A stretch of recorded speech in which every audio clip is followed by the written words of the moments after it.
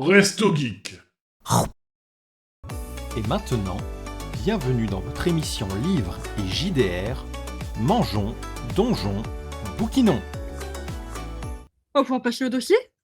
C'est quoi On la va passer au science-fiction dossier. et ses sous-genres? C'est quoi la science-fiction? Alors là, c'est gros sujet. Hein. Ouais. hein. Bon. Et ben la science-fiction, c'est tout ce qu'il y a de la science dedans. Allez, salut, merci beaucoup, au revoir.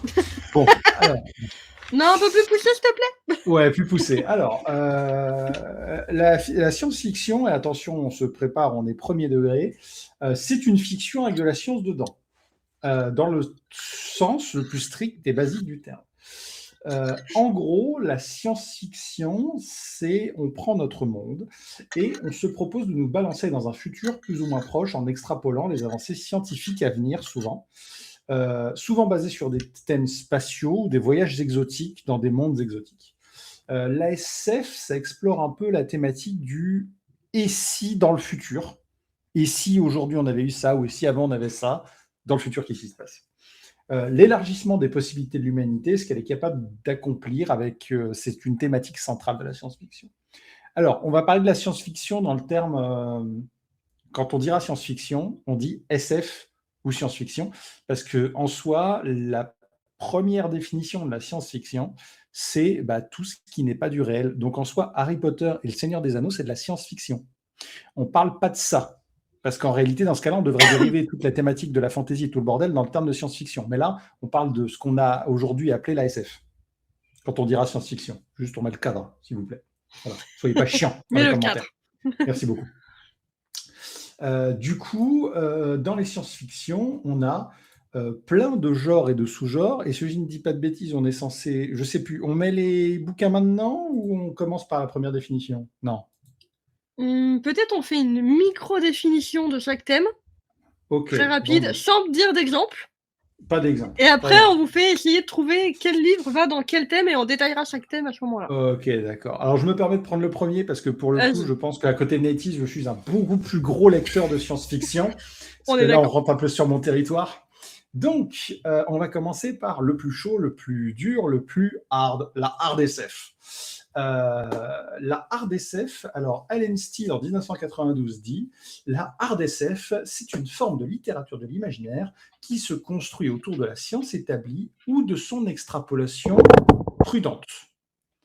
En effet, la vraisemblance scientifique de la hard science-fiction repose sur la spéculation scientifique et les technologiques dans les domaines tels que la physique, les mathématiques, la chimie, la biologie ou encore l'exobiologie, et se distingue aussi d'une forme de science-fiction plus populaire où la rigueur scientifique est un peu plus secondaire.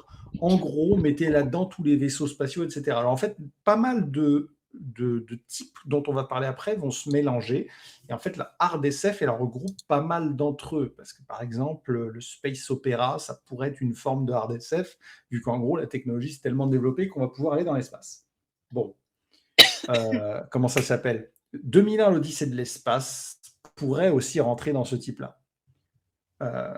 Parce que, au final, c'est l'extrapolation en 1970 de ce qu'aurait pu être le voyage spatial. Voilà. C'est du rétrofuturisme, mais c'est du futurisme quand même. Ça claque. Bref. Donc, on a dit pas d'exemple pour l'instant. Ouais, on vous fera essayer de trouver tous les exemples qui vont bien avec chaque thème juste après. Après la hard science-fiction, nous avons la soft science-fiction. Non, c'était la blague sur le porno, merci beaucoup. Où on est sur un genre de science-fiction beaucoup plus préoccupé autour de l'aspect social du récit plutôt que de la science et de l'ingénierie. Contrairement justement à la hard SF. On a deux définitions possibles qui lui sont attribuées. C'est soit elle est très axée sur l'exploration des sciences dites douces, sciences sociales, soit elle n'est pas scientifiquement correcte. Dans le sens où on extrapole beaucoup et on fait un truc un peu simple pour vulgariser. Ou ça peut être un mélange des deux. Vous en avez potentiellement lu sans vous en rendre compte. Parce qu'on n'a potentiellement pas l'impression que c'est de la SF, justement. Et plutôt que c'est un roman historique, un peu bizarre, mais voilà. Ou un roman classique qui raconte une histoire. Tout simple. Vous verrez, peut-être que vous en avez même lu à l'école. Ouais, surtout que l'exemple donné, pour le coup, celui-là, il passait pas mal à l'école, hein, donc, Vous verrez. Ouais. Alors, ouais. La science-fiction du système solaire. C'est un mouvement littéraire vraiment de niche. Et d'ailleurs, c'est un des trucs de science-fiction que j'ai jamais lu parce que je trouve le truc perso pas intéressant, mais je pense que ça l'est beaucoup, mais c'est juste moi qui suis chiant.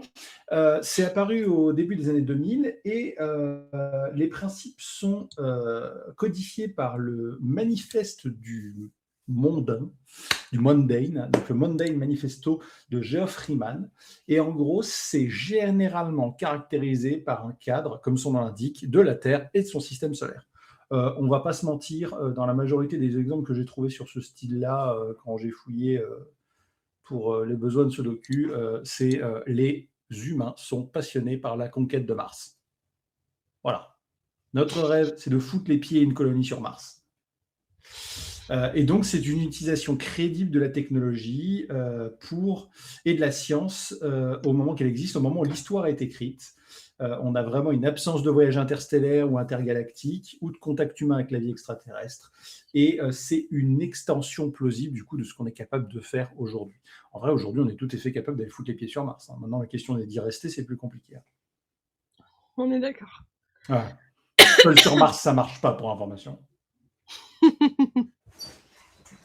Ok.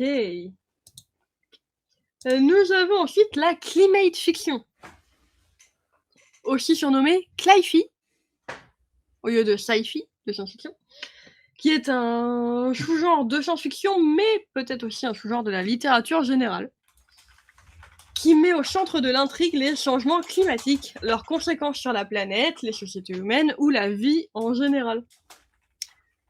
Ça nous imagine des futurs, plus ou moins proches, impactés par le dérèglement climatique.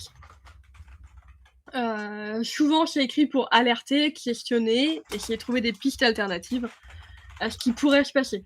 Ça peut être très sombre, catastrophique, apocalyptique, comme ça peut être optimiste ou constructif. Soit une société qui a été complètement ébranlée, détruite par un changement de climat, soit, en fait, ils ont trouvé des solutions à temps et c'est devenu un truc magnifique à voir. Il y a complètement les deux genres possibles dans dans ce sous-genre de la science-fiction. Ça peut être le chaos total. Ou le bonheur. C'est récent, la littérature autour d'eux. Ouais, mais au final, le changement climatique, on le rend positif. Parce qu'on est déprimé maintenant, alors on a besoin de se donner un peu d'espoir. C'est ça. C'était beaucoup plus le chaos avant. Non. C'est ça. La climate fiction, souvent, c'est comment il s'appelle ce jeu-là? Bon, le jeu là où on doit gérer un truc après une ère glaciaire. J'ai perdu son nom. C'est globalement ça. Hein. C'est l'ère glaciaire, la fin des ressources. Tout le monde est en train de crever. Merci beaucoup. Salut, au revoir. C'est ça. Mais bon, on a une version utopique qui arrive maintenant. Bon, un grand classique de la science-fiction qu'on retrouve pareil, les fans de Doctor Who, c'est votre instant à vous, le voyage dans le temps. Voilà, c'est la régie contente. Donc globalement, c'est quoi? On affronte des paradoxes temporels, comme le paradoxe du grand-père, mais ça peut amener à des réflexions sur certains événements historiques, lorsque, par exemple, un personnage crée l'histoire qu'il voulait faire observer. Donc globalement, c'est toute la science-fiction qui tourne autour des gens qui voyagent dans le temps pour empêcher ou créer certains événements. Voilà, on en a un là. Un exemple, parfait. Donc voilà, c'est tout ce qui tourne autour du voyage dans le temps. C'est très général, hein, parce qu'en réalité, il y a plein de thématiques qui peuvent toucher ça. Alors, je vais sortir un exemple dégueulasse. Superman Red Son. Voilà. Qu'est-ce qui se serait passé si Superman n'était pas tombé dans le Kentucky, mais s'il était tombé en ex-URSS? Voilà. J'aime bien.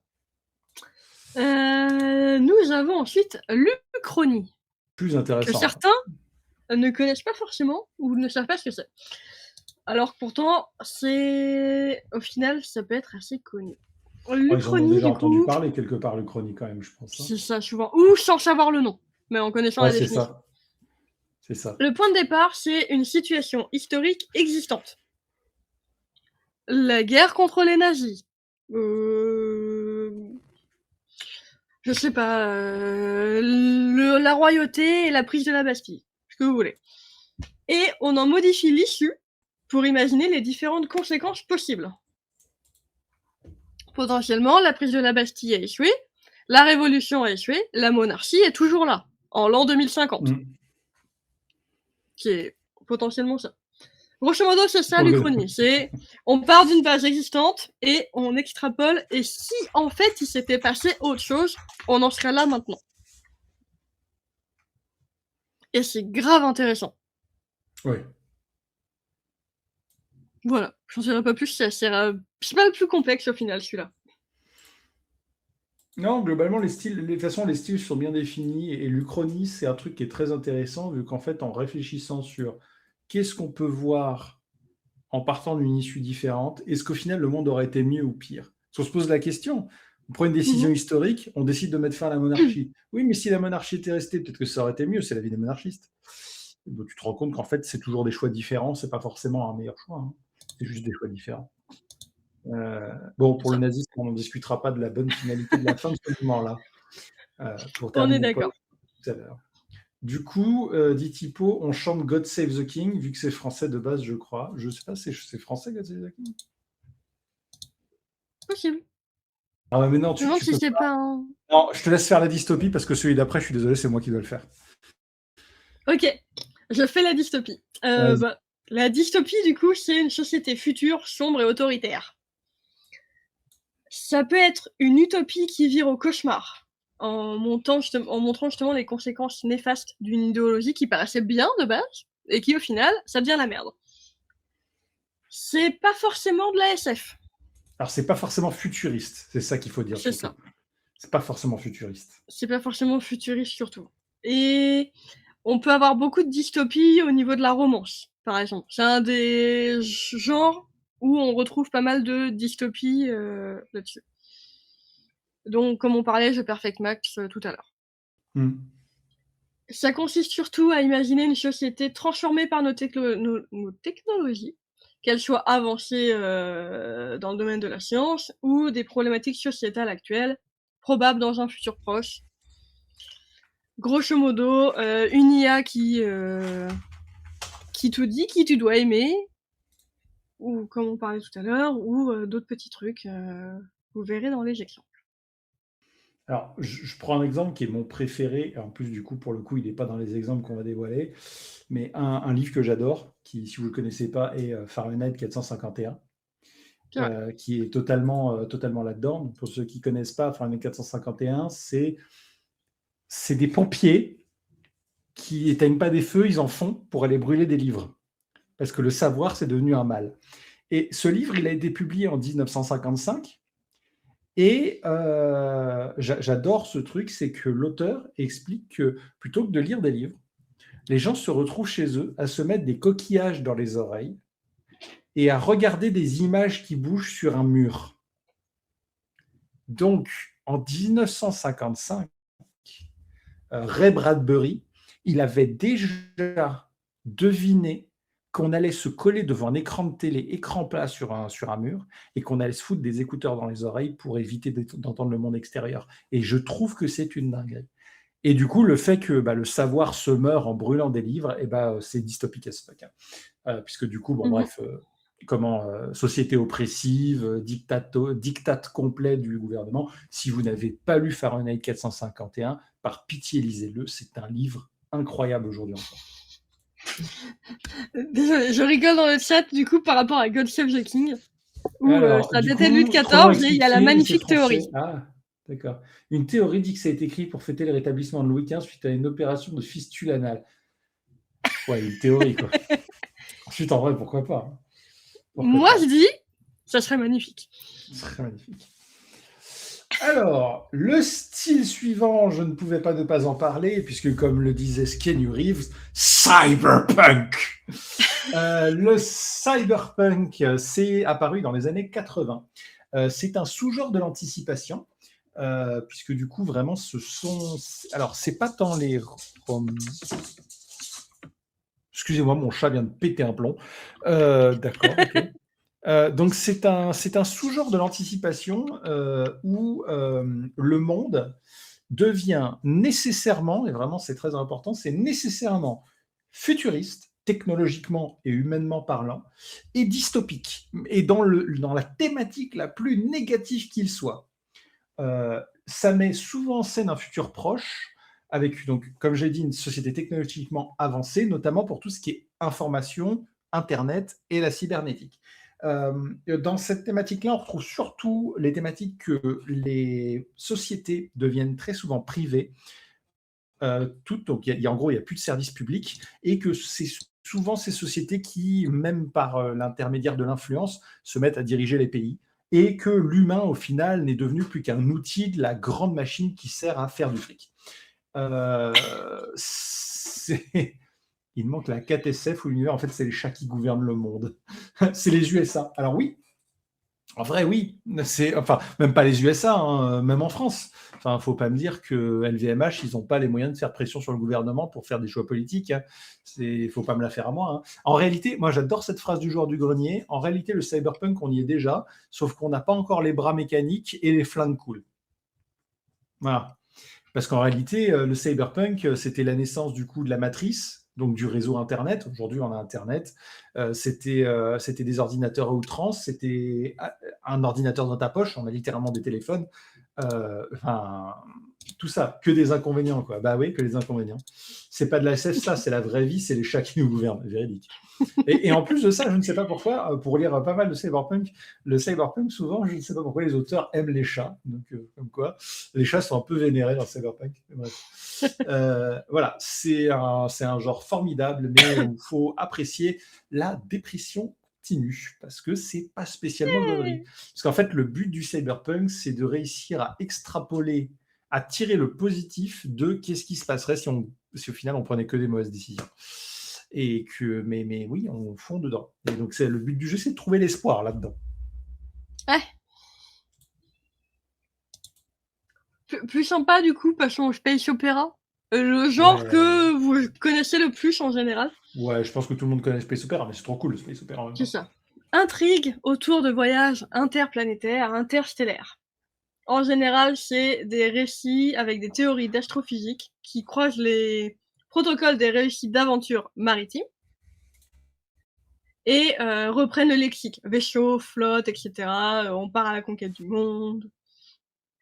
Et c'est souvent, très souvent, de la science-fiction militaire. On a beaucoup de déplacements à très longue distance qui permettent de développer l'Empire galactique. L'Empire C'est même un peu la thématique principale du Space Opera, hein. C'est qu'on fait un voyage sur plusieurs millions d'années. Hein. C'est parti! Et c'est pas la destination, du coup, qui importe, comme tu dis, c'est le voyage. Est-ce que le voyage en vaut la peine? Qu'est-ce qui nous arrivera à l'arrivée? Etc., etc. Voilà, c'est vraiment ce qui caractérise souvent la SF, hein, qu'on voit partout. Star Wars est un space opéra. Par exemple, si vous voulez un space opéra romantique, un film que j'ai maté par hasard et que j'ai trouvé très cool avec Jennifer Lawrence, Passengers, qui est une histoire d'amour façon space opéra. Et c'est un film que j'ai trouvé super cool.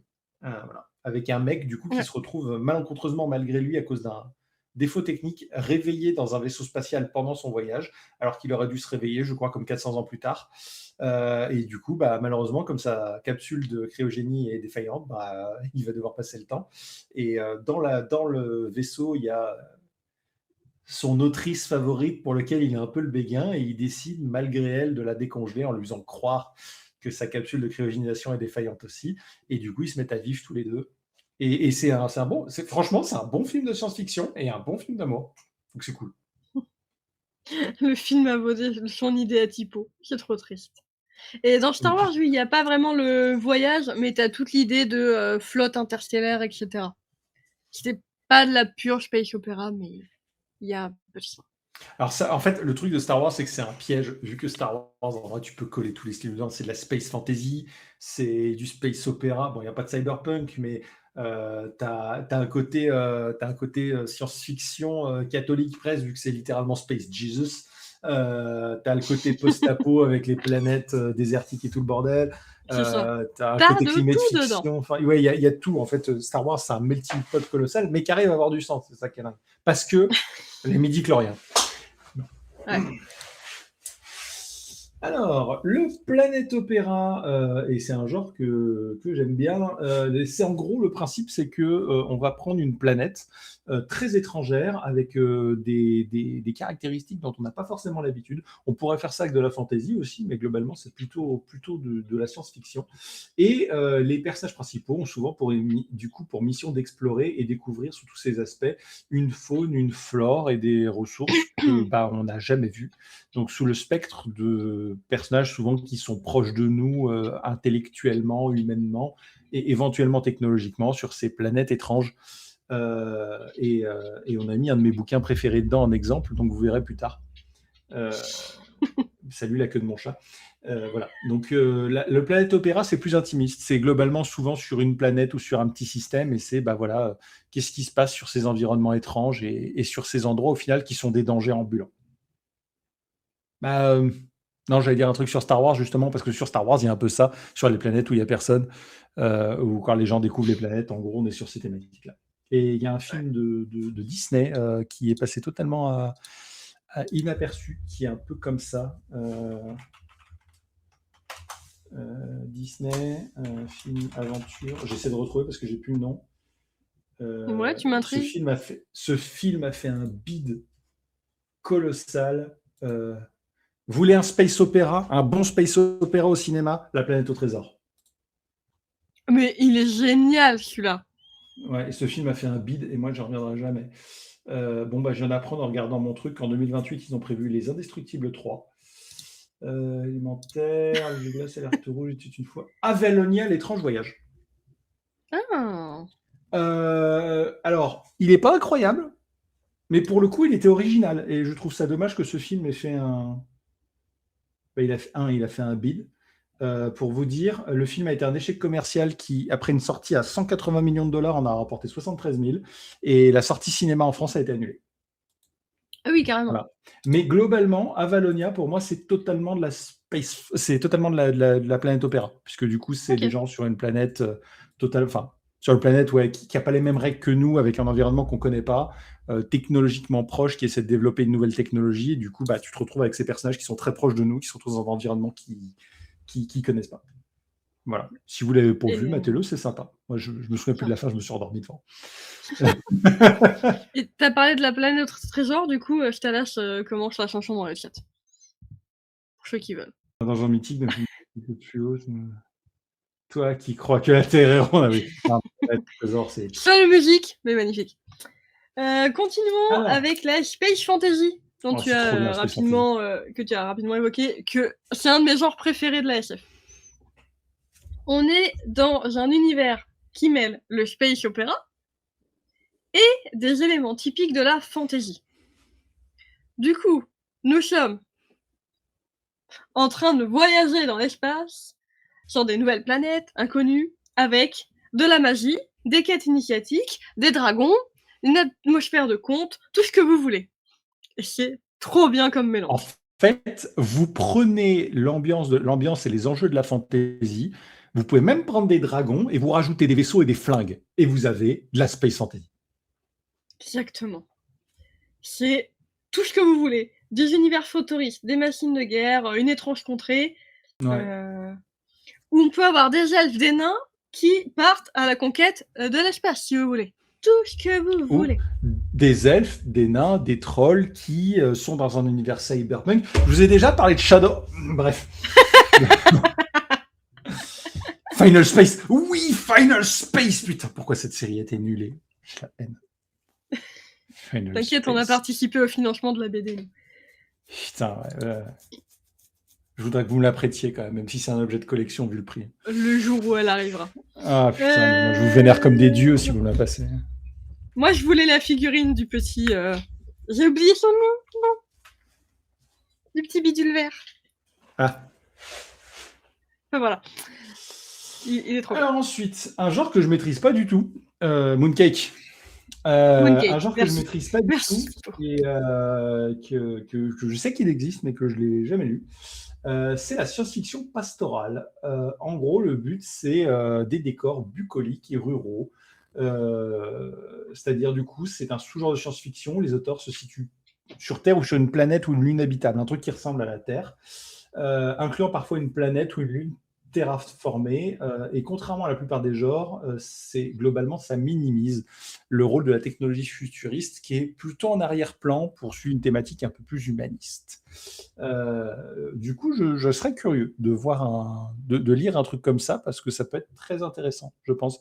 Alors, autant j'ai pas ça en termes de livres, autant ça me rappelle beaucoup un jeu vidéo qui est sur PSP, qui est uniquement sur PSP tristement, qui s'appelle Second Life, comme le jeu en ligne, malheureusement. Et dans lequel c'est de la série Harvest Moon, dans lequel vous jouez un androïde qui doit faire des champs parce que la technologie a détruit plus ou moins les champs et l'autoculture technologique est moins productive. Et du coup, ils essayent de s'en remettre. T'arrêtes tes conneries, toi. Et ils essayent de s'en remettre, du coup, à la culture à l'ancienne pour essayer de redonner vie à la planète. Et en faisant ça, vous pouvez espérer devenir un être humain. Innocent Life, pardon, pas Second Life. Innocent Life, pardon. Merci Thibaut de m'avoir corrigé. Si vous n'avez pas fait Innocent Life et que vous avez un émulateur PSP, faites-le, ça déboîte. Et c'est un peu... Ouais, c'est un peu mélancolique, on va dire. Ok. Pas mal, pas mal. J'avoue que ça m'intrigue comme genre celui-là. Nous avons ensuite le post-apocalyptique, bien sûr. Ah oui, classique. Classique de la science-fiction où on met en scène le monde après une catastrophe ayant détruit la planète ou radicalement changé la société. Stalas qui lâche une Ça caisse. Ça dépeint la vie après la catastrophe. Guerre nucléaire, collision avec une météorite, épidémie, crise économique, pandémie, invasion extraterrestre, ce que vous voulez. C'est souvent utilisé pour ses aspects ultra violents, puisque le post-apocalyptique, c'est l'équilibre entre la civilisation perdue et un chaos naissant, persistant. Souvent une confrontation entre la réalité sociale, qui est relative, corrompue, face à la dure réalité de ce qui s'est passé suite à la catastrophe. La vie est très compliquée. C'est souvent la fin du monde et un nouveau départ, ce qui permet de développer un discours original sur le monde que l'on connaît. Et là où tout le monde a cette image de guerre de zombies ou de la guerre des mondes où tout le monde se fout sur la gueule, je vous recommande la, pas forcément incroyable, mais intéressante série La Guerre des Mondes, la dernière qui est sortie, je ne sais plus sur quelle chaîne de streaming, je crois que c'était Amazon, sur laquelle ça se passe après la guerre des mondes. Donc, c'est-à-dire que la guerre des mondes vient de finir, les aliens viennent de mourir. Et la première scène, c'est deux mecs qui se rencontrent en plein milieu de la pampa. Il reste encore quelques dangers, c'est-à-dire par exemple, il reste les espèces de chiens robotiques, là, des aliens qui peuvent tuer des gens. Et en fait, ces deux gens se croisent, ils ne se connaissent pas, et vous voyez tout de suite la méfiance et la peur dans leurs yeux. Et l'un des deux sort de son sac, alors que l'autre est terrifié, une bouteille d'eau, et il lui demande s'il a soif. Et en fait, cette série part du principe que, au final, dans une situation de crise extrême, les gens, plutôt que de se foutre sur la gueule et de penser à leurs pommes, essaieraient de s'entraider pour survivre.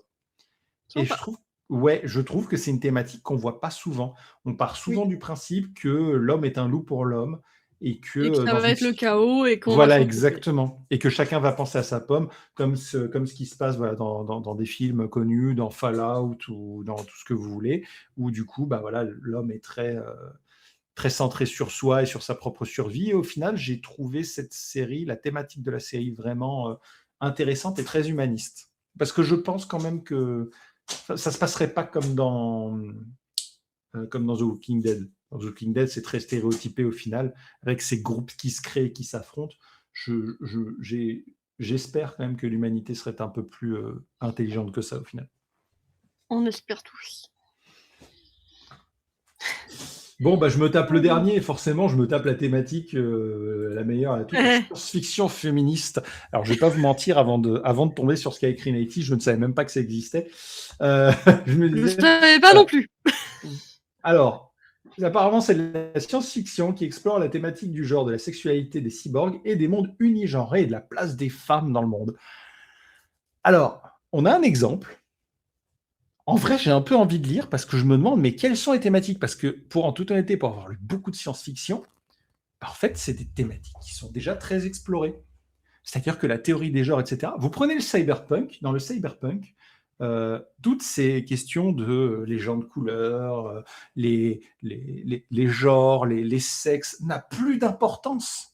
L'humanité peut se modifier physiquement, que ce soit avec des organes normaux, si vous voulez modifier vos attributs sexuels, ou avec de la mécanique pour devenir n'importe quoi. Le genre, la couleur de peau, le racisme, les différences thématiques sexuelles n'ont plus d'importance. Dans le space opéra, souvent, les sexualités sont très libres. On est très loin dans le temps. Les mœurs, toute cette étape-là, en ce moment, d'ailleurs, qui dure depuis très longtemps. Hein, voilà, les gens qui jugent sur la sexualité de chacun, sur les pratiques, c'est passé depuis longtemps. C'est bon, les gens sont ouverts et maintenant, tu fais ce que tu veux avec ton cul. Hein.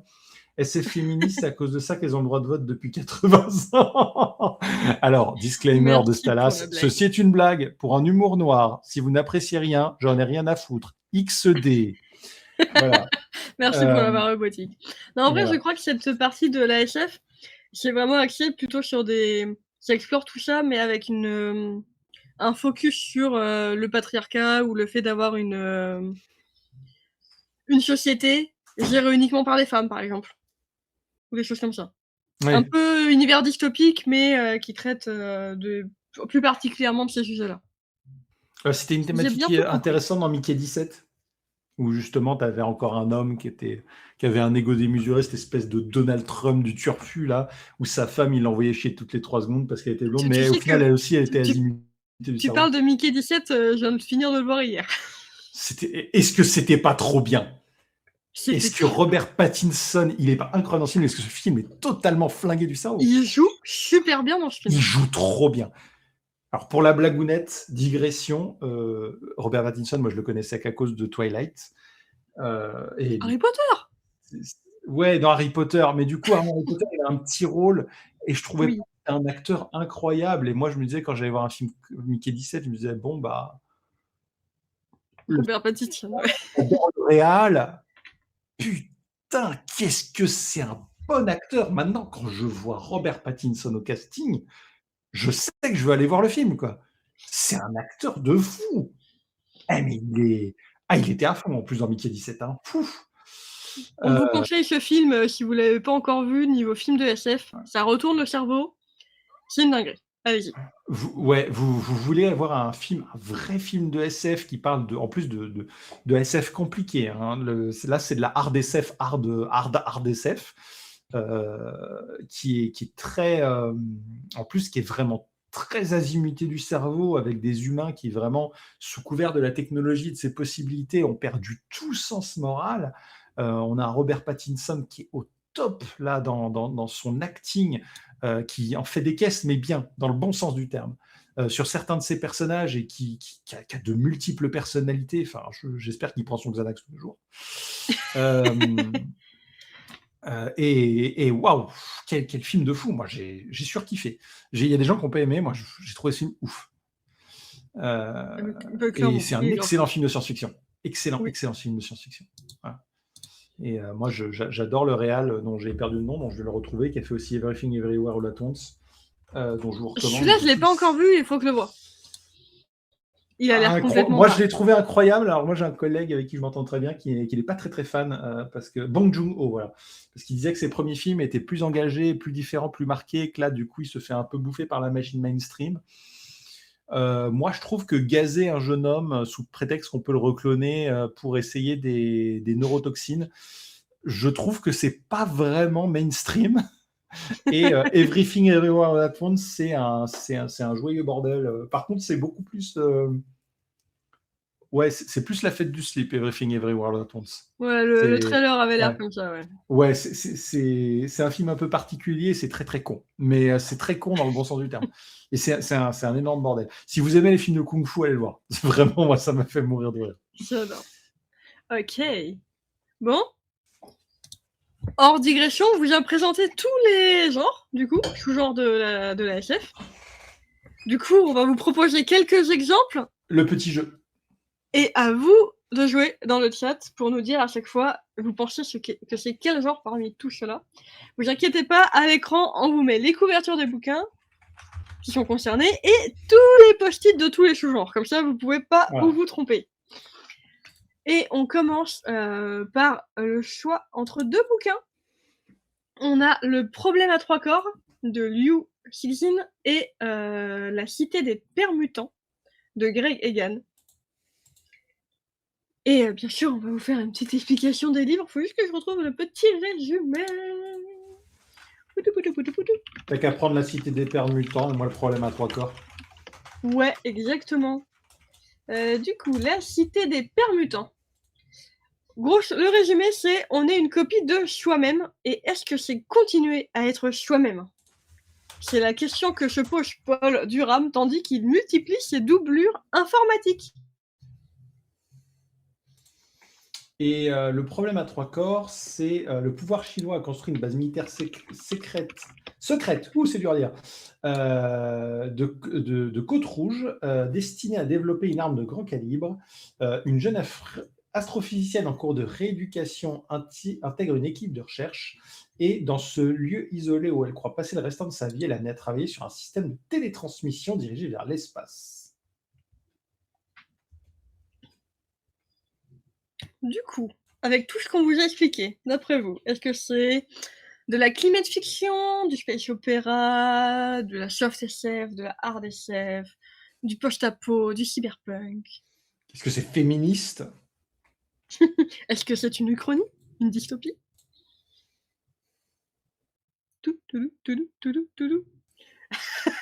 On en a trop présenté, t'as J'ai oublié, oublié. Typo? Ouais, mais Même la régie a oublié. Alors qu'elle a Hard SF. préparé. On nous propose hard SF. Est-ce que quelqu'un d'autre a d'autres idées avant qu'on dise si c'est ça ou non? On se mettra un Ou est-ce qu'on a perdu le chat? Je pense qu'on a perdu le chat. Je pense qu'on va répondre au pire de façon avec le replay, on pourra rejouer. Oui. Du coup, la réponse c'était bien la hard SF. Bah là, il n'y a Bravo, pas grand-chose de féministe pour le problème. C'était la hard SF. Parce que là, oui, du coup, on a vraiment des thématiques de SF pure. On n'est pas dans le côté dystopique. Spécifiquement, on est vraiment sur des thématiques très technologiques. Et du coup, ça tient presque pour le deuxième, notamment Le problème à trois corps. C'est un livre qui tient presque de livre sur la recherche scientifique de manière globale.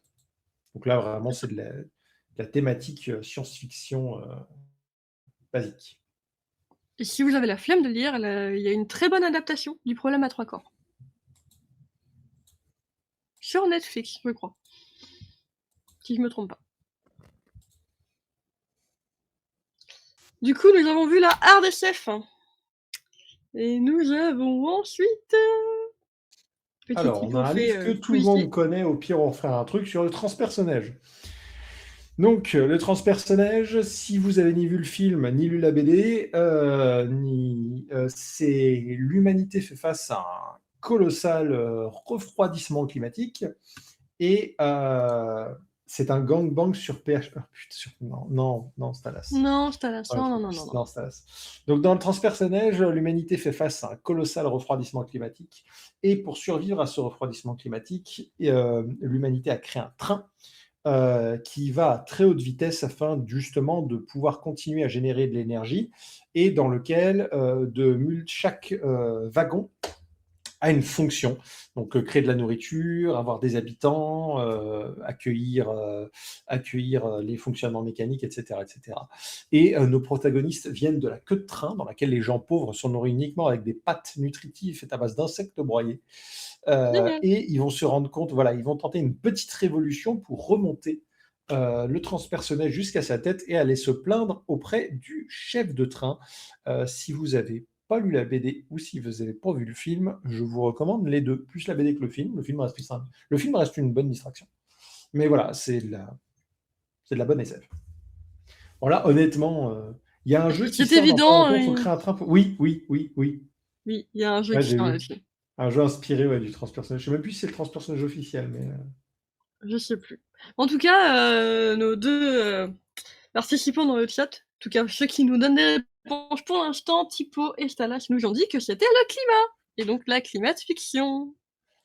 Bon, du coup, je Évident, pense non? qu'on va pas tergiverser. Voilà, c'est un peu évident, hein, refroidissement climatique.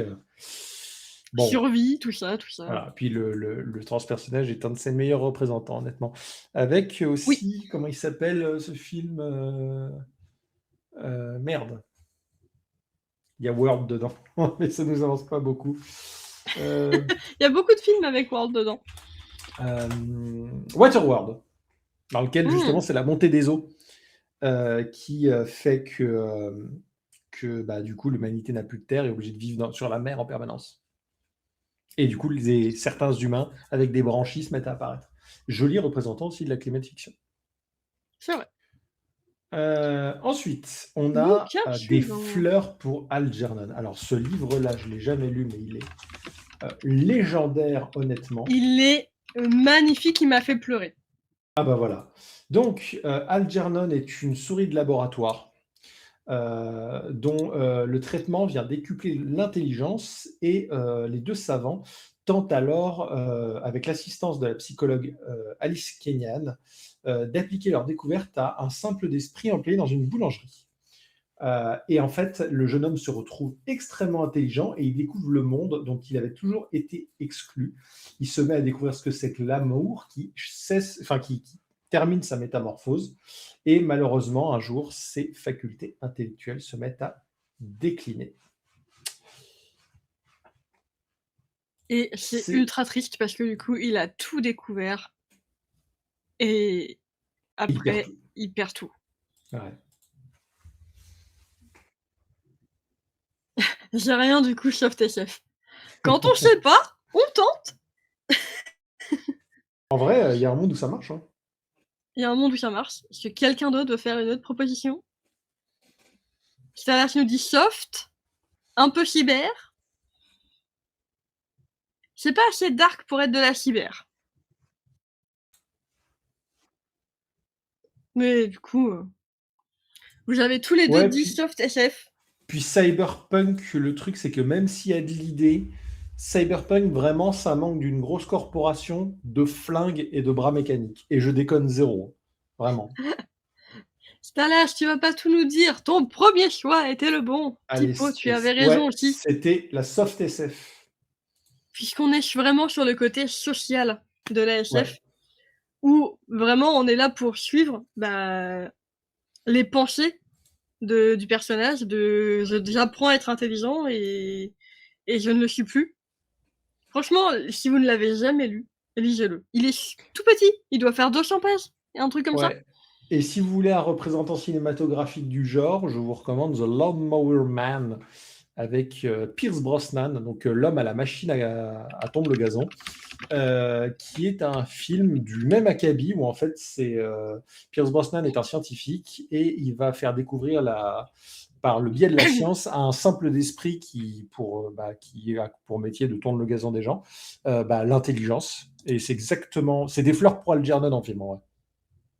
Et vous avez aussi plusieurs adaptations cinématographiques des Fleurs pour Algernon, des téléfilms ou autres, mais un film original qui s'appelle Charlie, du nom du protagoniste, qui est sorti en 1968. Ouais. Si vous avez la flemme de le lire, les films sont très bien aussi. Et Charlie n'est pas un autiste, c'est juste une personne qui a l'âge mental d'un enfant de 6 ans.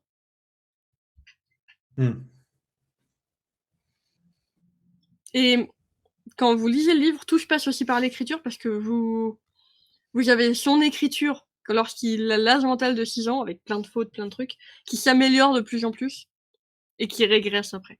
Enfin voilà, magnifique livre. Suivant, nous avons 2 livres. Nous avons Mars et Red Rising.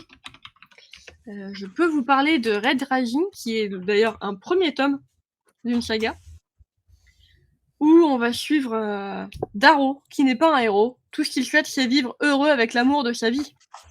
Mais les dirigeants de la société en ont décidé autrement. Ils lui ont tout enlevé, jusqu'à son reflet dans le miroir.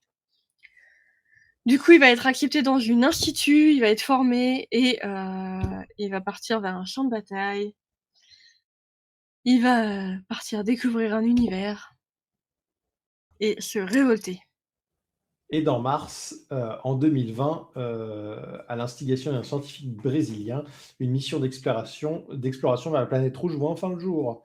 Et 25 candidats de toutes nations sont sélectionnés pour cette odyssée sous le contrôle russo-américain. Et après un voyage de 9 mois, ils devront se confronter à l'hostilité de la planète, mais également, bien entendu, aux tensions entre les gens pour ce voyage en huis clos entre ces personnes. Et Tipo dit, il y a Mars, j'ai retenu ce qu'a dit Sonata, c'est système solaire, juste parce que Mars. Et Stalas dit, système Là, c'est solaire. d'accord. Ouais, bah en vrai, on va pas tergiverser 3 heures, hein. Franchement, oui, c'est complètement Bingo. ça. C'est bien, il est pas brésilien, Musk. Elle est bonne celle-là. Clairement. C'est beaucoup plus flagrant sur Mars que sur Red Rising. Mais c'est la même thématique. Alors, le livre d'après. Nous avons ensuite, montre-nous. Ah, 1984 et The Hunger Games. Est-ce qu'on a besoin de vous faire un résumé de cela? Alors, je vais peut-être faire un résumé de 1984 parce que tout le monde ne le connaît pas, même si c'est, enfin, l'a peut-être pas lu parce que ça reste un livre qui aujourd'hui est un éternel classique, hein. Si vous l'avez pas lu, franchement, lisez-le, c'est une tuerie. Donc, c'est le fameux livre duquel provient le fameux Big Brother vous regarde. Donc, en gros, c'est l'histoire d'un homme qui travaille à la police de la pensée, qui est un ministère de propagande. Et du coup, vous allez découvrir tout simplement sa vie, jour après jour, alors qu'il se rend compte d'un œil un peu critique, que le monde autour de lui est un peu cassé quand même. Et en fait, c'est juste sa vie de tous les jours, dans 1984. Dystopie, topie, oui d'accord. Et dystopie, ouais, bah globalement vous avez trouvé. 1984, en vrai, ça reste le champion incontesté de la dystopie. C'est ça. Et dans les récents Hunger Games, ça fait partie aussi des champions incontestés de la dystopie. En vrai, c'est un bon exemple, Hunger Games, parce que c'est une dystopie young adulte. Et alors, je l'ai pas lu. Les films, je les trouve sympas sans plus, sauf le dernier qui pour moi est incroyable. Vraiment, il est formidable le dernier. Mais je trouve que bah voilà, c'est réussir à faire un truc d'ampleur comme ça avec de la dystopie. Chapeau Suzanne Collins.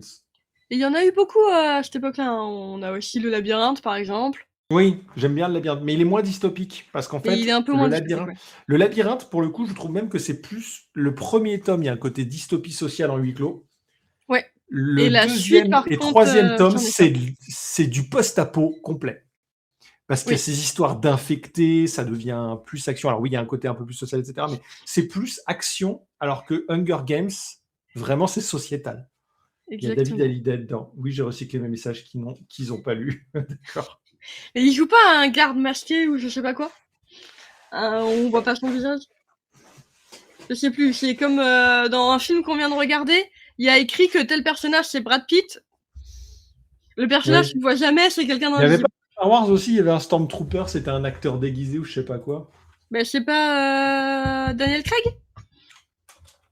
Je me demande si c'est pas lui. Et on voit son visage. Ok, on voit son visage. Tom Hardy. Daniel Craig aussi. Bien joué. Oh bon, du coup, celui-là, c'était vraiment l'évidence même, la dystopie. Nous avons ensuite... Alors, la machine à explorer le temps. Je vous laisse 5 secondes pour trouver la réponse, sinon je me pends. C'est là ce qui va en mettre 6 juste pour le plaisir de me voir me pendre. Docteur Who. Alors, je n'ai pas Docteur Who, pas de réponse, Thibaut. Ça marche. Moi, je lui accorde le point. Ouais, je lui remets la petite figurine. Voilà, le voyage dans le temps, parce que la machine à explorer le temps... Est-ce qu'il y a besoin d'en dire plus, hein, voilà. Facile, classique.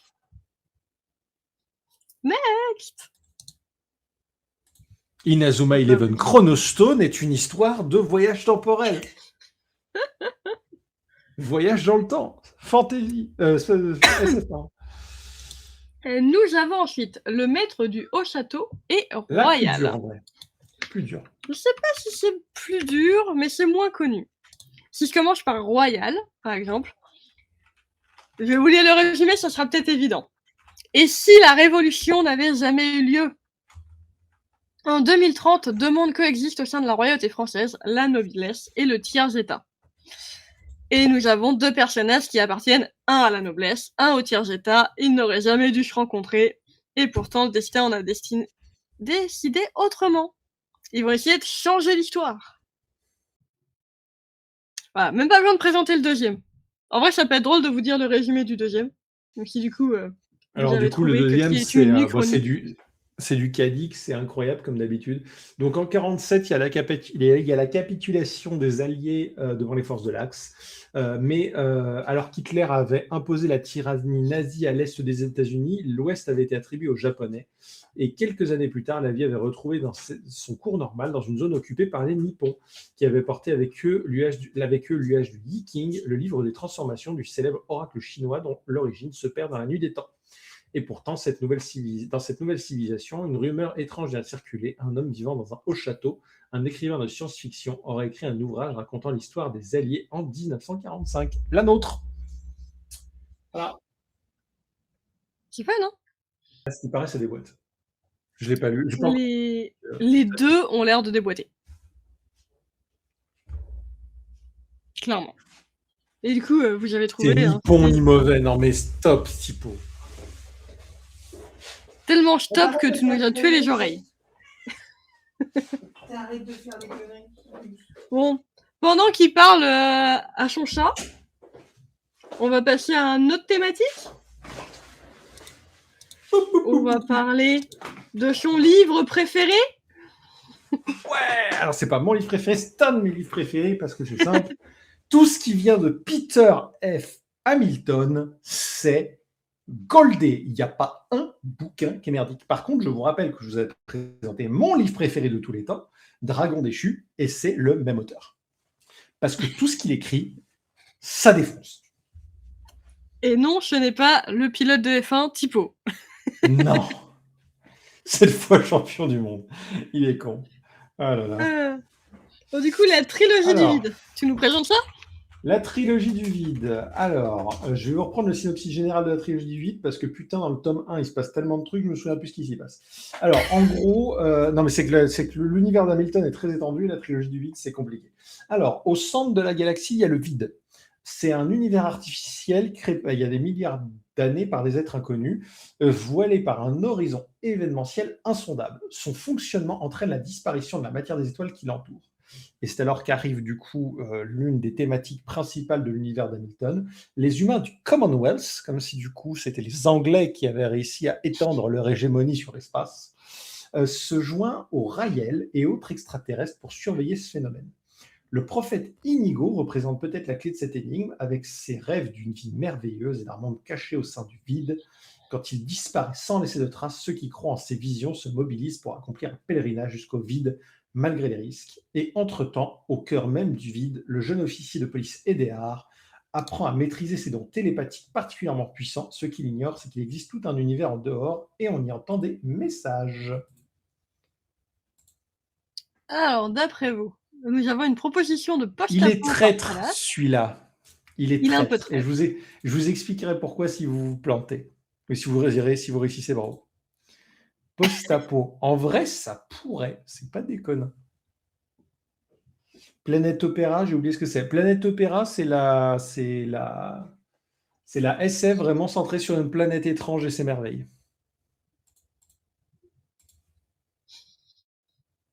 T'as tenté juste avec la couverture. J'avoue que la couverture fait un peu post-apo. En vrai, post-apo. c'est un plan. En vrai, Dragon déchu, c'est 50% de Space Opera, 50% de Planète Opéra. Puisqu'au début, ça se passe vraiment, ça raconte un peu tout ce qui se passe dans l'enfance du héros et un peu comme quand il va drouiller dans l'espace. Et la deuxième partie, il est sur la planète où il cherche le fameux dragon déchu. Et justement, c'est une planète étrange. Il y a une planète avec des humains qui ont fusionné et baisé avec des animaux. C'est un peu particulier. Ok. Alors, bon, du coup, ce n'est pas post-apo, c'est Planète Opéra. Et ouais, parce que même si du coup le vide au début du bouquin, le piège c'est qu'en fait ils disent juste dans le synopsis qu'ils vont vers le vide.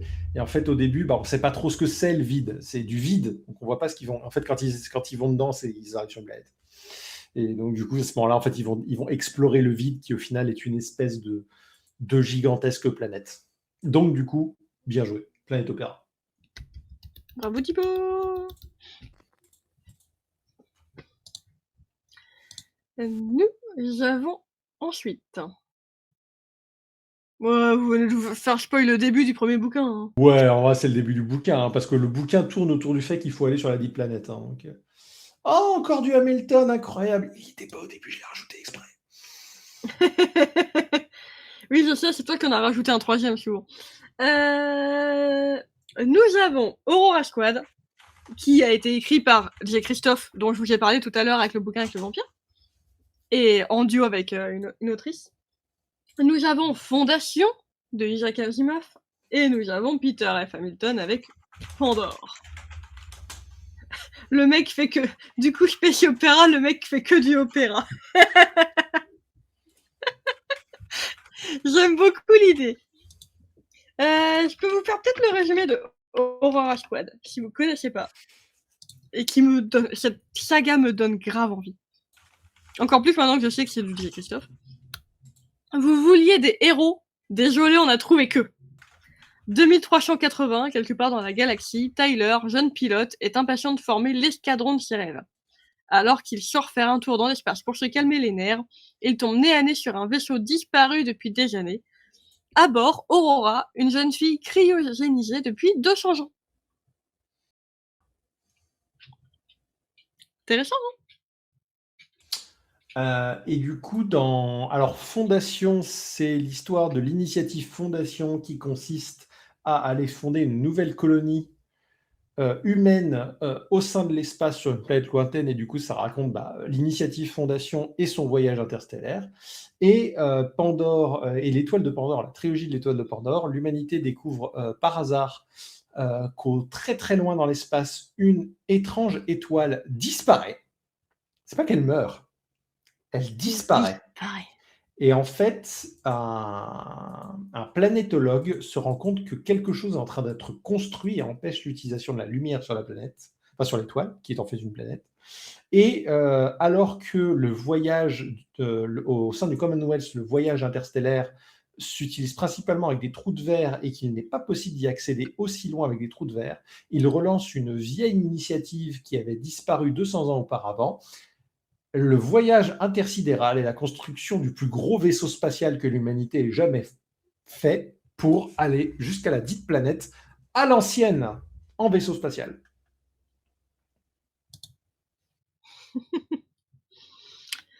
Du coup, ouais, Aurora Squad, je l'avais vu, et du coup, comme on a parlé de l'auteur avant, et quand j'ai regardé sa bibliographie, j'ai vu qu'il avait fait ça, je me suis dit, peut-être pas essayer de traiter ça. Il a aussi fait Réplicante, qui est de la SF aussi. Oh. Il fait de la dark fantasy et de la SF, ce gars. C'est trop bien. Varié, cool. Du coup, je disais, Typo, toujours sur Space Opera. Stalas, une idée. Quelqu'un d'autre dans le chat, une idée. Et non, ils n'ont pas copié Xanta.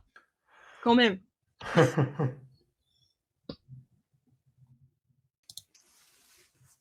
Sinon, on va rester juste sur la proposition de Typo. Hein, et dire si c'est oui ou non.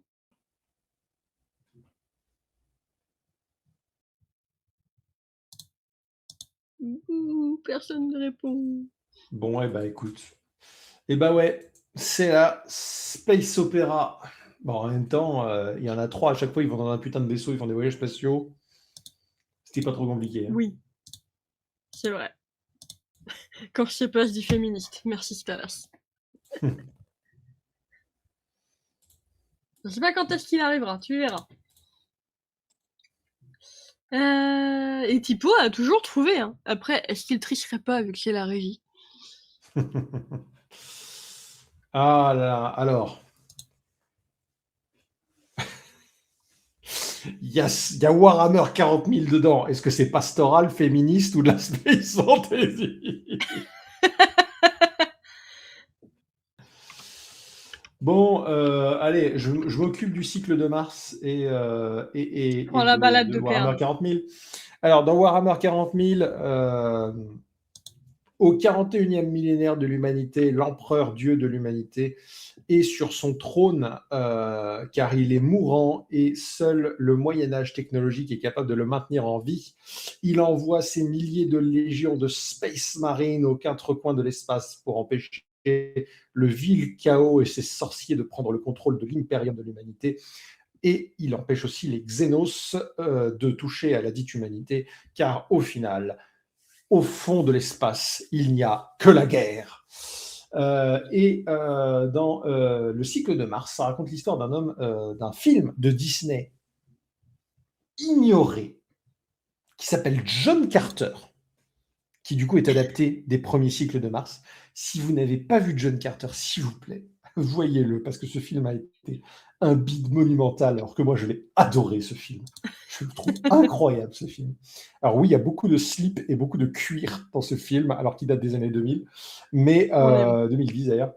Mais honnêtement, je l'ai beaucoup aimé. Donc dans le cycle de Mars, John Carter, un ancien, pas du tout un ancien, un soldat confédéré se retrouve malgré lui, suite à un coup du sort, téléporté sur Mars, où il se rend compte qu'en fait les petits hommes verts font plutôt 2 mètres, ont 4 bras, et qu'au final il y a toute une société de gens, les Martiens, du coup qui eux s'appellent les Barsoom,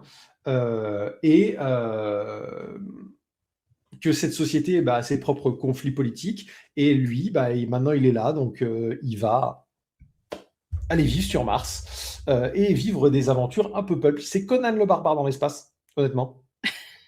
J'aime beaucoup ce résumé. Les slips en cuir aident beaucoup. Et avant de vous répondre si vous avez raison en nous disant Space Fantasy, le dernier, Oui, la balade de Pern. Du coup, on est avec des colons humains qui ont trouvé refuge sur Pern, une planète très riche, semblable à la Terre. Ils vont créer une société égalitaire, laisser derrière eux toute forme de technologie. Mais ils découvrent vite qu'ils ne sont pas seuls. Sur Pern vivent des grands lézards qui ressemblent aux dragons des légendes et des dauphins très intelligents avec lesquels ils pourront communiquer. Merci Petit pour tout le défaut. poisson. Petit défaut, il y a des filaments qui tombent du ciel et qui détruisent tout sur leur passage. Un cycle tous les 250 ans. C'est con. C'est con. C'est vraiment dommage de finir de cette façon. On a vraiment tenté de vous prévenir. Merci pour tout. Du coup, vous aviez raison. Space Fantasy. Est-ce que c'est la couverture avec le dragon qui vous a donné l'idée? Peut-être. Est-ce que c'est la grosse épée du gars en armure? Peut-être. En vrai, c'est que des bangers du coup. Le mélange fantasy SF. Ouais. On aime, on surkiffe. La Space Fantasy. On vous conseille. D'ailleurs, un de mes jeux de rôle préférés, c'est un jeu de rôle français fait par un petit gars qui est pas très connu, qui s'appelle Vivere, et c'est totalement de la Space Fantasy. Et il faudrait que je vous en parle un jour. Alors, la prochaine fois. Allez, il nous en reste 2. Donc là, du coup, c'est la fin, quoi. Non, il en reste 3. Post-apo et SF pastoral. Donc, quoi? Ah, qu'est-ce qu'elle dit, là? Ah non, pas bon. Il en reste 4. Ah, il en reste plus que ça. Ah, il y a eu un couac de la régie. Il y a eu un couac. Ah oui, du coup. Alors, Neuromancien, ça c'est un bouquin que j'ai lu et que j'ai surkiffé. Dans Neuromancien, nous suivons un homme dont le métier plus ou moins, la principale capacité est de se connecter au réseau. C'est-à-dire qu'il est capable directement depuis son cerveau de se connecter à Internet et de se balader dans Internet. Et malgré lui, alors qu'il vit sa petite vie tranquille, un peu de loser invétéré, il va rencontrer une jeune femme un peu sulfureuse qui va lui proposer de réaliser un coup pour se faire de la thune en allant attaquer une méga corporation. Et tout le monde est d'accord pour dire que c'est Cyberpunk. Il y a même Scream Enigma et Mélanie qui reviennent pour le Cyberpunk. Merci beaucoup, Laola. Tout le monde qui revient pour le Cyberpunk, c'est bien. Restez avec nous. La couverture est évidente. Et tu en as parlé il y a 3 mois en parlant de Blade Runner. Et ouais, exactement. Pour ceux qui suivent. Et du coup, tant que j'y suis, si vous me le permettez, est-ce que vous avez déjà entendu parler de Shadowrun? Parce que c'est Cyberpunk aussi. Ça va revenir tellement tout le temps. Du coup, pendant que Pipo fait ses micmacs, nous avons 2 exemples que vous connaissez sûrement de nom. Métro 2033 et World War Z. Bon, World War Z, c'est simple. Invasion de zombies, survie de l'humanité. Et Métro 2033, c'est un peu la même chose. Après des effroyables attaques nucléaires à Moscou, les gens sont dans le réseau de métro parce que la Terre est invivable et que les humains se sont transformés en monstres. D'ailleurs, ils les appellent les démons pour la plupart. Et du coup, ils essaient de survivre. Et malheureusement, les démons, un jour, arrivent dans la station de métro du personnage principal qui décide d'entamer une grande épopée pour aller prévenir tout le monde que c'est la merde, les gars, commencez à vous pisser dessus. Post-apo, de toute façon, c'est ni pastoral ni féministe. Et tout le monde nous dit post-apo Ouais. en vrai, et là, ça a même commencé après Shot, lesquels seraient les suivants. Mais Alors, bravo, World War Z, dans la thématique post-apo et notamment zombie, je le recommande parce que c'est plutôt rare qu'on ait un personnage principal qui soit de l'ONU, donc directement militaire. Souvent, c'est c'est le gars du commun qui se retrouve attaqué par les zombies et tout le bordel. Là, le fait d'avoir un mec déjà armé, équipé et tout le bordel, au final, ça permet de parler d'autres thématiques. Et j'ai beaucoup aimé World War Z, je vous le recommande. Et le film est très cool aussi. Je l'ai beaucoup aimé, le film. C'est vrai, j'aime beaucoup aussi. Ah, du coup, il a mis les deux en même temps. Il est malin, le lynx. Exactement. Il nous reste les deux sous-genres qui sont la science-fiction pastorale et la science-fiction féministe. D'après vous, est-ce que... Je retrouve les titres parce que c'est un peu pété sur mon Le écran. printemps d'Héliconia. Alors, le printemps d'Héliconia, c'est Héliconia est une planète extraterrestre surveillée depuis des siècles par un satellite terrien qui tourne autour de deux soleils, Batalix et Freyr. Son orbite autour de Batalix dure une petite année de 480 jours et elle accompagne Batalix autour de Freyr en 1825 petites années. Parce que Freyr est une étoile géante et que cette grande a une orbite très elliptique, Héliconia connaît un terrible hiver de plus de 500 ans, un été torride de même durée et entre les deux un bref printemps. Ces saisons sont si longues que les habitants d'Héliconia, humains et Fagor, n'en conservent pas le souvenir, sauf dans leur légende. Pour Yuli, le chasseur, le printemps d'Héliconia, c'est le monde à l'envers, la révolution, le dégel de l'histoire. Voilà. Et de l'autre côté... En France, ça a l'air grave bien. Et de l'autre côté, du coup, voyage de Milor Seton dans les 7 planètes. On va suivre le voyage effectué par une héroïne, Monime, guidée par un génie nommé Jaquiel. Et ce voyage l'emmène dans l'espace, visiter 7 planètes différentes qui sont supposées lui enseigner les compétences dont elle a besoin pour son destin royal. Sauf qu'elle va y découvrir des peuples qui caricaturent différents travers de l'humanité.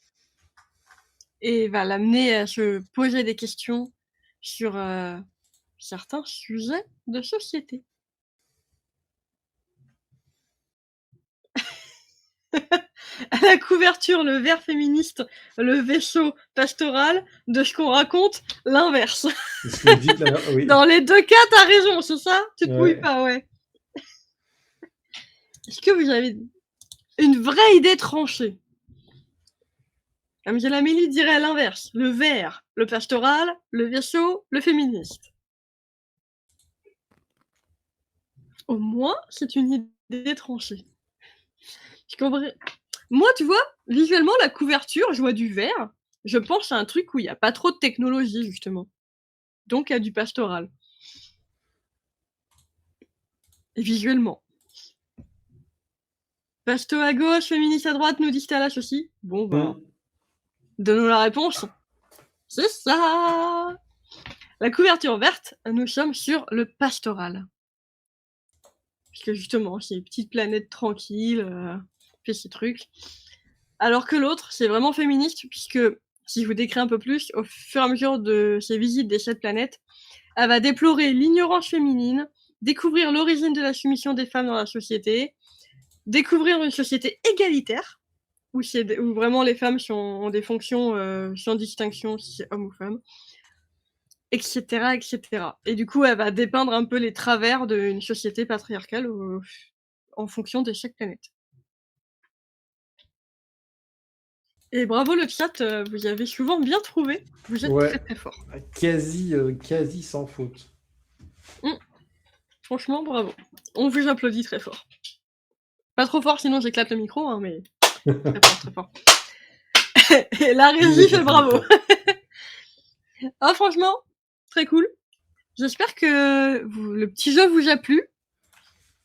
J'espère que vous avez découvert plein de sous-genres de la science-fiction et que ça vous a donné envie d'en lire certains, si vous n'en avez pas encore lu.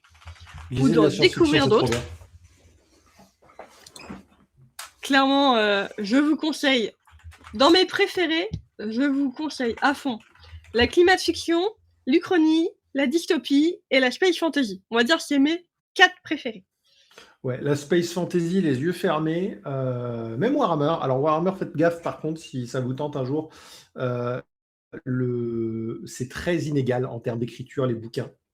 Donc faites gaffe. Au pire, demandez-moi, il n'y a pas de souci. Je vous réponds sur les bons, les pas bons. Parce que les pas bons, il y en a une pas manqué. Par contre, je recommande bien entendu Cyberpunk et notamment Neuromancien, qui est vraiment excellent. Et tous les bouquins de Pierre Bordage, Peter F. Hamilton, Philippe Cadic, foncez. On adore. Et grosse pensée pour Pierre Bordage, par sa famille surtout. La tristesse, ouais. Qui est décédé récemment alors que c'est un auteur magistral en France de SF et de fantasy. Ouais, on a des bons auteurs en France. On avait un auteur légendaire de fantasy. Malheureusement, Pierre Bordage est décédé et c'est la grande tristesse parce qu'honnêtement, il a rédigé certains des meilleurs bouquins de science-fiction et même des cycles de science-fiction qui sont sortis ces dernières années. Et je pense que certaines de ces séries resteront malheureusement sans fin à part s'ils trouvent quelqu'un. Notamment toute la saga des Guerriers du Silence qui a même été adaptée en bande dessinée, qui est absolument incroyable. Je vais vous citer quelques-uns qui sont pas mal. Il a fait une trilogie d'Uchronie aussi, que Mademoiselle Amélie a lu récemment. Ceux qui rêvent osent, et je sais plus le troisième, mais je sais plus dans quel sens ils sont. Il a fait une adaptation pour info de Métro 2033 à Paris. C'est quand même beau, parce que du coup, voilà, Métro 2033 c'était cool, mais du coup il a fait Métro Paris 2033. Et j'essaie de vous retrouver mon préféré, que j'aimais beaucoup, Les Derniers Hommes, qui parle justement d'un truc assez particulier, ouais, de nomades dans un monde post-apo qui sont des chercheurs d'eau. Et c'est vraiment assez particulier et assez cool. Donc, et toute si la vous saga de préférez l'Arcane côté, aussi.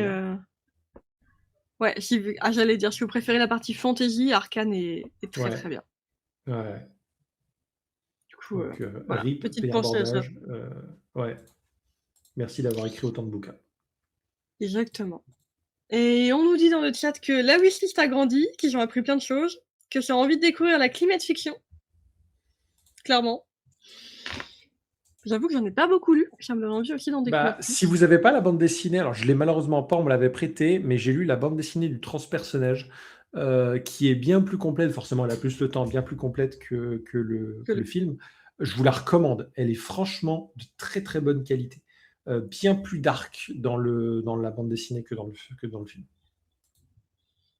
Et Thibaut vous a un peu spoilé à l'écran, je pense, tout à l'heure. Il l'a enlevé, mais il va le remettre. Petite dernière question, d'après vous, un des plus connus qui nous a donné la référence du chiffre, enfin du nombre 42 comme réponse à tout, H2G2, d'après vous, c'est quel sous-genre de la SF?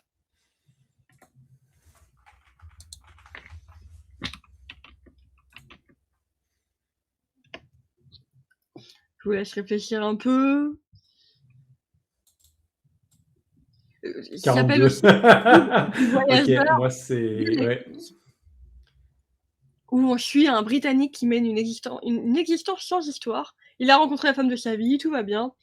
Mais j'ennuie quand La réponse à la plus grande question de l'univers. Sa maison doit être rasée. Et du coup, il va se tourner vers son meilleur ami. Et en fait, son meilleur ami est un extraterrestre. Venant d'un monde scientifiquement très avancé. Ardo féministe, space dans le temps, climat, etc. En vrai, c'est pas tout à fait faux. Hein. Le film est cool, ouais, le film est cool. Le film est très cool. Et dans le film, si je me trompe pas, nous avons Bilbo. Enfin, l'acteur qui joue Bilbo, Martin Freeman. L'acteur, ouais, c'est Bilbo le Hobbit.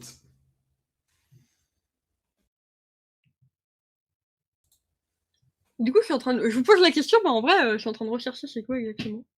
Parce que j'ai un doute.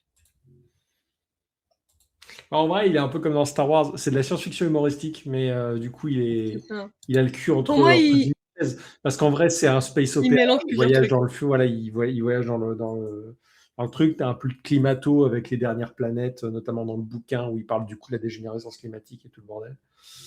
Et une baleine. Et du coup, bien entendu, pour les. Il faut pas oublier que les. Comment ils s'appellent? Les dauphins avaient tout prévu et qu'ils avaient essayé de nous prévenir. Voilà.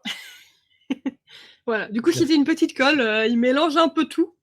Et du coup, Stalas, t'avais un peu raison, même s'il n'y a pas de féminisme dedans. Mais le reste, on est pas mal.